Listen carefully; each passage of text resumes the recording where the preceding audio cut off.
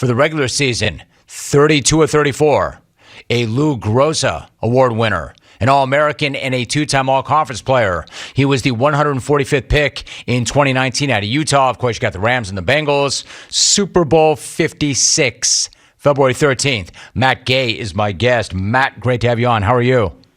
Doing well. Thanks, Jim. How are you? Good, dude. Good. So You're about a week away from playing in the Super Bowl at home. I understand the goal is, Matt, to try to treat this like any other football game, but how does it feel to know that you are playing in the Super Bowl a week from right now, that your next game is, in fact, the Super Bowl? It's awesome. I mean, I think it's just something kind of you set forth and you just try to take it one game at a time, and you keep stacking those games throughout the year as a team, and just knowing that as a team, everyone's done their part to help us get there, and you can let it all hang out. This is the last game. All right, so the fact of the matter is, Matt, you are a big reason why the team is where it is right now. You had 3 huge kicks in the last 2 games. Take me back to Tampa. What was going through your mind when the team got the ball back with 42 seconds left in a tied game?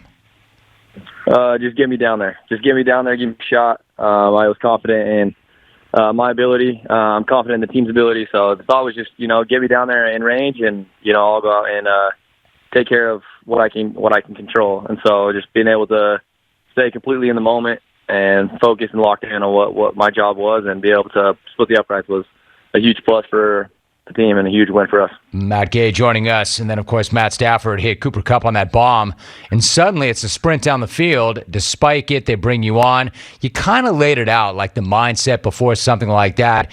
Is there anything else to that, like in that very moment, knowing what's riding on that kick, and you have a process and you're locked in, specifically exactly what's going through your mind in those seconds before you swing your leg?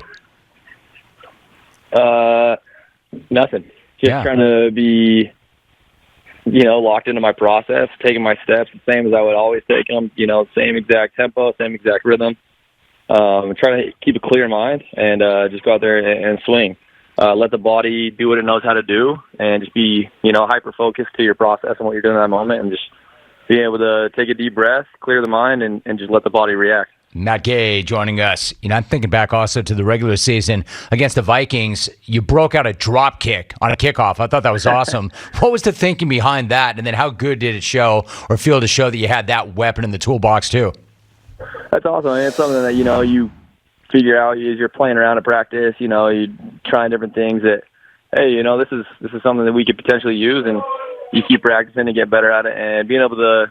It's one thing to do in practice and have it called in practice, but to actually get the opportunity to do it in a game, I mean, that tells me that, my coaches had confidence in me to go out there and do something that I haven't done before, and I thought it showed really, really well. I mean, I was able to hit a good high hang time ball on a penalty. I moved us up to the 50 on the kickoff. That's something that you can get a little extra hang time on that kick, and there's kind of lower risk because it goes out of bounds or whatever that is. It's still put at the 25 with the rules on that.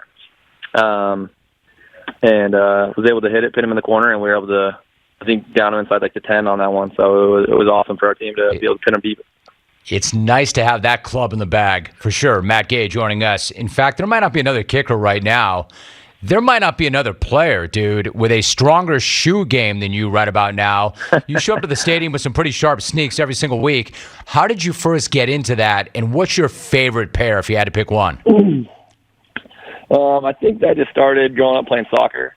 I was always like a cleat fiend, and I just loved having cleats, loving having the bright, standout cleats. And I think that's a soccer player thing. I think those guys, most soccer players that I know, like the brighter cleats. And I just kind of got in this habit of collecting cleats and having a lot of cleats, and it translated into shoes as I got into college and got into the NFL. And I feel like that's I don't dress too crazy with the other parts of the clothes, but the shoes is kind of where I kind of let my personality or whatever come through. And I think my favorite all-time pair is the Ben & Jerry Chunky Dunkies, right. The Dunk Lows, and then maybe the Travis Scott, the Fragment Lows. Those two right now are probably, but those Chunky Dunkies are a shoe that I wanted for a really, really long time, and was able to finally get them this year and pull the trigger on them. So I like it. We're talking to Matt Gay. So you mentioned playing soccer in college. The story goes that your soccer coach at Utah Valley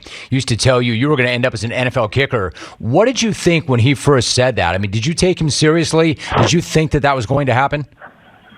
Well, it was something that, like, all through high school, playing soccer, I was kind of known as a kid who had a stronger leg and, could hit a ball pretty hard. And I had friends and family and stuff that would always tell me, like, hey, you should kick. You should go out there and kick. So the thought just kind of always was there, and I would watch guys like, hey, I could do that. I think I could do that. I'd be pretty good at it. So when the time came when I was playing college soccer that I kind of made the decision, when I told him, I was like, hey, I think I'm going to try and kick footballs. He was nothing but supportive of it. I think soccer wasn't going as well for me at the time, and so it's kind of a decision like, hey, this is what I'm going to do. I'm going to step away. I'm going to go pursue this. And he was supportive. He was like, you know what, I think you're going to be amazing at it, and you're going to be great at it. And then it was just from there, putting in the time and the work to, go and learn a new craft and trying to change some things. I mean, the leg swing is there, but there's definitely some different techniques that come into play of a soccer ball to a football. So just put the time and effort there, but he was nothing but supportive. And here you are. And then you finally get a chance to play at Utah. You go 14-14 in your first year, so you've got something there. I'm curious, Matt, from the perspective of you're going to kick at home, how much of an advantage is there in kicking at home in the Super Bowl and not having to worry about having to prepare for things that are unfamiliar? I mean, does it take some of the guesswork out of the prep? No. I mean, as you're going into the different stadiums, kind of what to expect, and you can kind of mentally prepare for certain things. And I don't think that really comes into play. It's nice that SoFi is, you're familiar with the lighting and how things are. I mean, that's definitely an advantage there. I think being able to be in your home stadium, somewhere you've kicked a lot and you're comfortable with for sure. That's definitely a place that I've kicked multiple times, as opposed to going somewhere you've never kicked at. Definitely a bonus there.